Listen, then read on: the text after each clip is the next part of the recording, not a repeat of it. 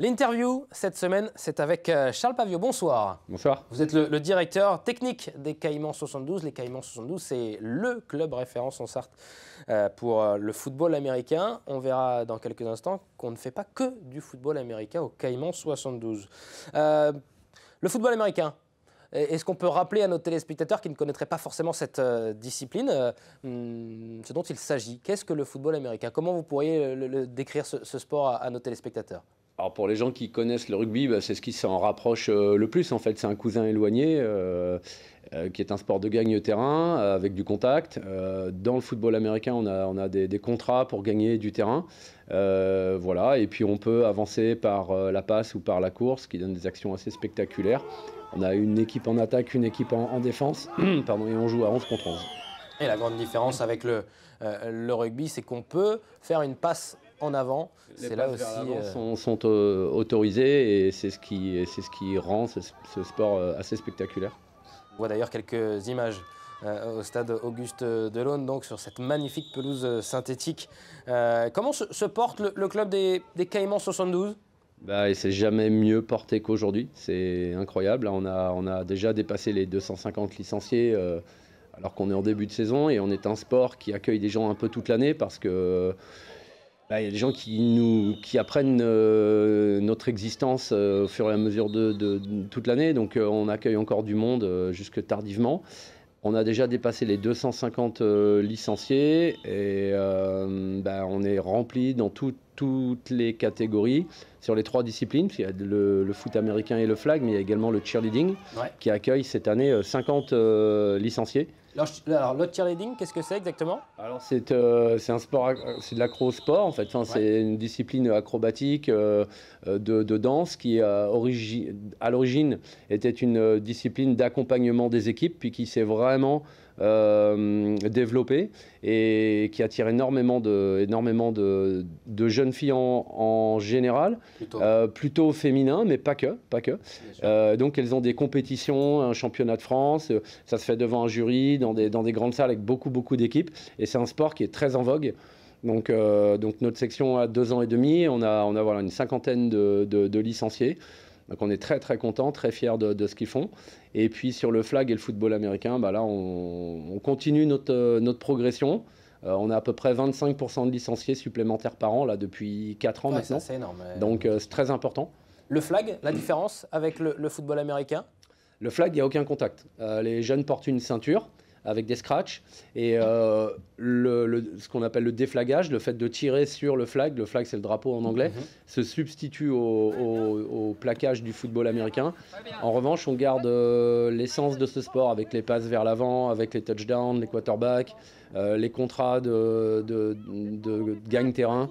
Donc voilà, c'est ce qu'on voit là sur les vidéos. Ils ont des bandes qui sont scratchées à la taille.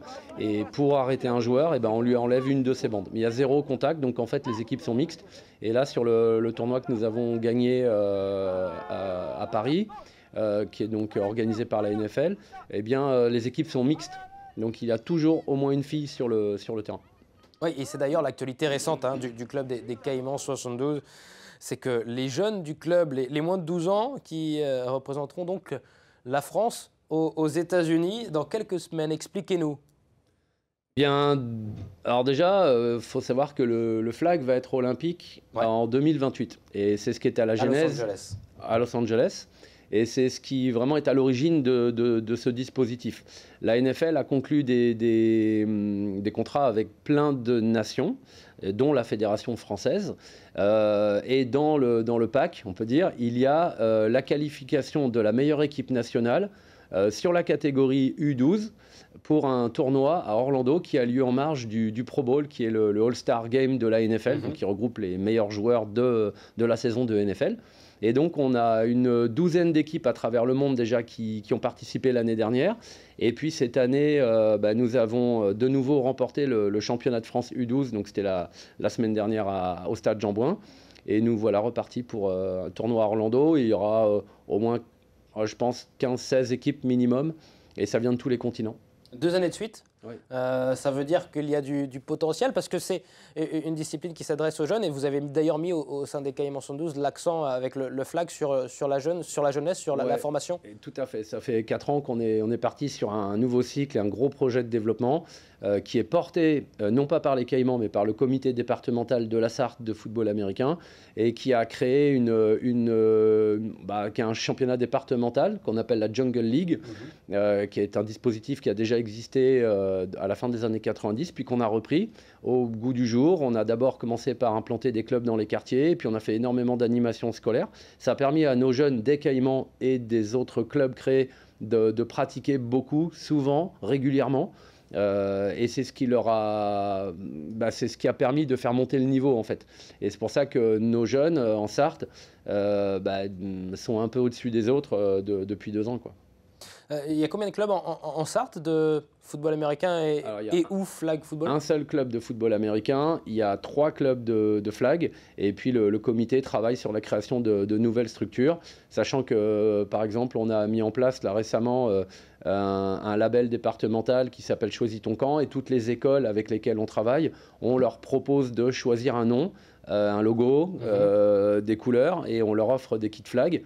Petit à petit, en fait, il y a de plus en plus de structures qui nous accompagnent. Et lorsqu'on organise des tournois, on est monté une fois à 27 équipes sur le terrain. Donc, les jeunes aiment beaucoup ce sport qui est très différent des autres, qui demande beaucoup de vitesse, de changement d'appui.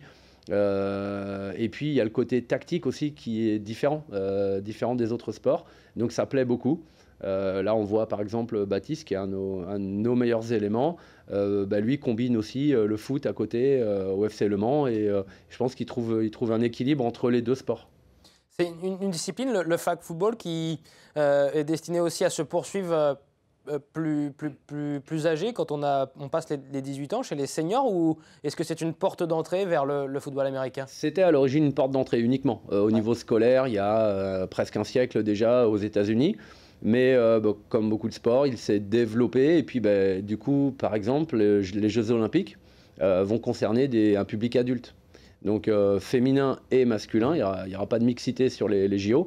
Mais on a déjà un championnat de France de très, très bonne qualité en adulte, en plus 17 ans. Les Caïmans vont participer à la finale de conférence de 2e division dans 2 semaines, en ayant terminé 2e là, sur la partie nord-ouest de la Coupe de France. Donc très très bons résultats, les meilleurs qu'on ait jamais eu jusqu'à présent. Et donc finale de conférence de D2 à venir, et on est très fiers d'eux. Le flag football qui sera donc représenté aux prochains Jeux Olympiques. Ça sera à Los Angeles en 2028. Les Américains qui ont l'intelligence de présenter dans leur jeu des sports où ils excellent. Est-ce que c'est un plus également pour votre discipline? Est-ce que vous sentez que ça va beaucoup apporter au flag en France? On le pense, on l'espère. Donc là, on est au tout début de l'Olympiade. Il faut que déjà nos partenaires institutionnels bouclent déjà l'Olympiade qui se termine là, avant de se projeter sur la suivante.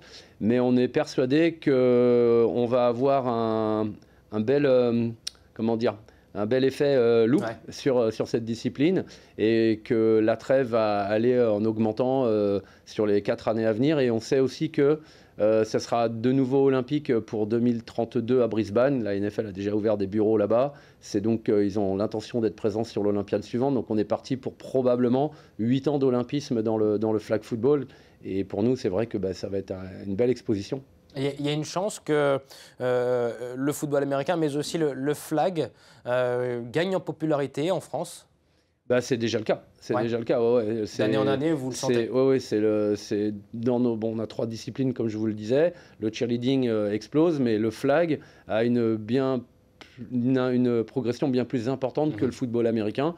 Ça se pratique à tout âge. On peut en faire en scolaire. Les garçons et les filles jouent ensemble. Donc, c'est très facile d'accès.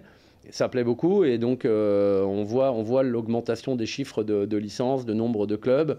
Donc oui, ça augmente très très fort. Les Caïmans 72, donc, représentés dans 3 disciplines qui vont passer une année 2025 assez chargée peut-être, en événements peut-être, parce que le club des Caïmans 72 va fêter ses 40 ans en 2025. C'est pas rien?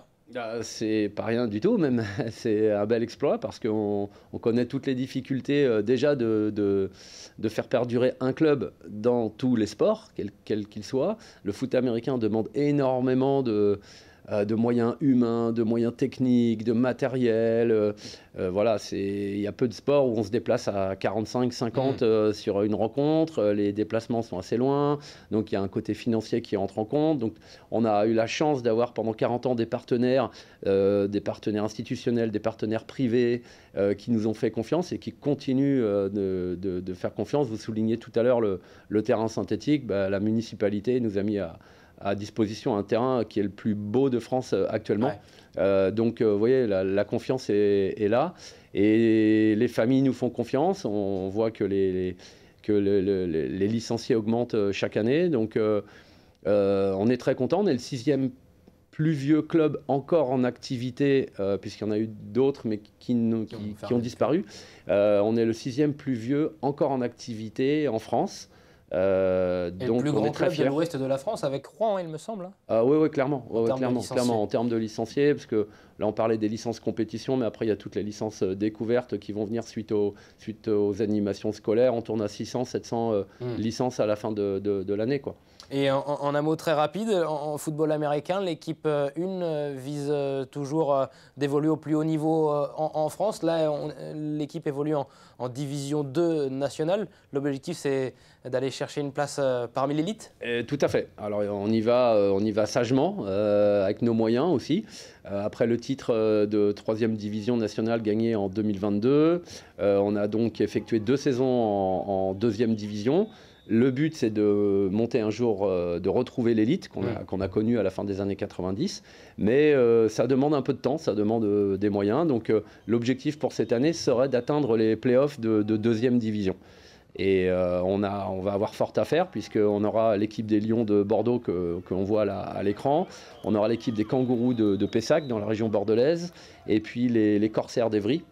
Malheureusement, les Chevaliers d'Orléans qui devaient être dans notre poule, on demandait à redescendre en Détroit, donc on a une équipe de moins, mais on a que des grosses équipes dans la poule, donc c'est un gros challenge.